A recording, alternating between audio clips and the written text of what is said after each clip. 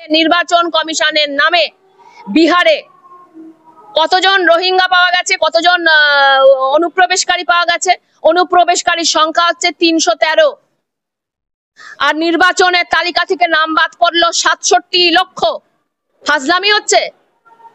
313 জন হচ্ছে বহিরাগত, আর বাদ যাচ্ছে 67 লক্ষ। এই 67 লক্ষের মধ্যে মুসলমান কতজন? বেশিরভাগ তো হচ্ছে SC ST OBC, সাধারণ হিন্দু সাধারণ মানুষ।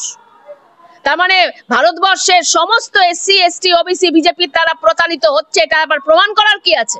এই যে পশ্চিমবঙ্গে SIR এর জন্য তারা নেমে পড়েছে, সবচেয়ে বেশি প্রতারিত কারা হচ্ছেন? মতুয়ারা হচ্ছেন। শান্তনু ঠাকুর তো তার পাশে দাঁড়াবে না। শান্তনু ঠাকুরের যে পূর্বপুরুষ তারা বাংলাদেশ থেকে এসছে, কি কি এসছে সেটা তো কেউ দেখতে যাবে না। এখন শান্তনু ঠাকুররা মতুয়াদের গিয়ে বলবে আমাদের সঙ্গে আরো বেশি মিছিল মিটিং করো, তাহলে তোমাদের আমরা বাঁচিয়ে দেবো। এই তো তোদের ফন্দি। তার মানে প্রতারিত হচ্ছেন হিন্দুদের সেই অংশটা, যাদেরকে ওরা ওদের যে বর্ণাশ্রম প্রথা, সেই বর্ণাশ্রম প্রথা অনুযায়ী যাদেরকে ওরা বনবাসী বলে, যাদেরকে ওরা শূদ্র বলে, যাদের আমরা দেখেছি তাদের নেতারা নিম্নবর্গ বলে মুখে প্রস্রাব পর্যন্ত করে দেয়, যারা বলে যে না নিম্নবর্গের মহিলাদের দর্শন করার মধ্যে কোনো অন্যায় নেই। এবং আবার প্রমাণিত হচ্ছে হালদার, ঘোষ, মন্ডল এরা এই ধরনের কাজ করছে এবং সেটাকে ব্যবহার করছে আজকে সমীন ভট্টাচার্য। 26কে সামনে রেখে গোটা পরিকল্পনা এত হবে না, লাভ নেই তো। 26 নিয়ে তারা তোমরা যতই করো, এখানে তোমাদের 26টা সিটে আমরা নামানোর চেষ্টা করব, যাতে তোমরা 26টা সিটের বেশি না পাও তার আমরা ব্যবস্থা করব। এবং তোমাদের প্রত্যেক দিনের কর্মসূচি আরো বেশি করে তোমাদের 26 থেকে 25 এবং 25 থেকে 24-এ নামাবে।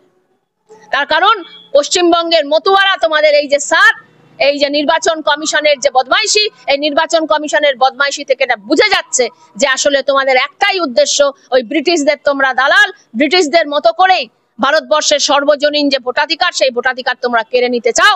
অল্প কিছু মানুষ তাদের হাতে ভোটাধিকার থাকবে এবং বাদবাকি হিন্দু মুসলমান কারুর হাতে ভোটাধিকার থাকবে না, এটাই তোমরা চাও। শেষ পর্যন্ত ভোটটাই থাকবে না, এই দিকে তোমরা ভারতবর্ষকে টেনে নিতে চাও। প্রিজন ভ্যানে কেন তোলা হলো এই প্রশ্ন বারংবার তোলা হচ্ছে।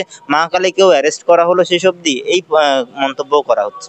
এটা কে করেছে? কোন হিন্দু নেতা? আমি ধরে নিচ্ছি সমীন ভট্টাচার্য, আমি ধরে নিচ্ছি শুভেন্দু অধিকারী। তারা তো হিন্দু ধর্ম সম্পর্কে কিছুই জানে না।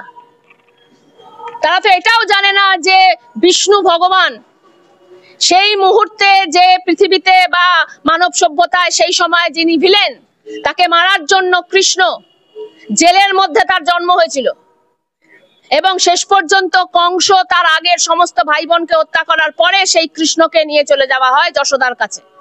তাহলে জেল, হাজত, যারা বলার চেষ্টা করে যে হাজত এবং জেল হচ্ছে মানে হিন্দু ধর্মের যে, যাকে বলে আমরা হিন্দু ধর্মের যে পেরিফেরি, তার বাইরে তাকে আমরা বলি আপনারা হিন্দু ধর্ম সম্পর্কে কিছু জানেন না। শ্রীকৃষ্ণের জন্ম হয়েছিল জেলে। আর যদি বাস্তব ঘটনা আমরা বলি, পুলিশ যে বিবৃতি দিয়েছে যে ওই মুহূর্তে ঢিল ছোড়াছুড়ি হচ্ছিল, ওই ঢিল ছোড়াছুড়ি থেকে যদি আমাদের মূর্তিটা বাঁচাতে হতো, কারণ সেই মুহূর্তে ওই মূর্তিটাকে কেন্দ্র করেই নৈরাজ্য তৈরি হয়েছে, অতএব কালী মূর্তিকে যদি বাঁচাতে হতো আমাদেরকে ওই মুহূর্তে আমাদের সামনে যা আছে সেই প্রিজন ভ্যানই আমাদের কাছে ছিল, ওটা তুলে নেওয়া ছাড়া ওই মূর্তিকে আমরা বাঁচাতে পারতাম না। তার মানে ওই মূর্তিটা ধ্বংস হোক, এইটা চাইছে যারা এই কথাটা বলছে।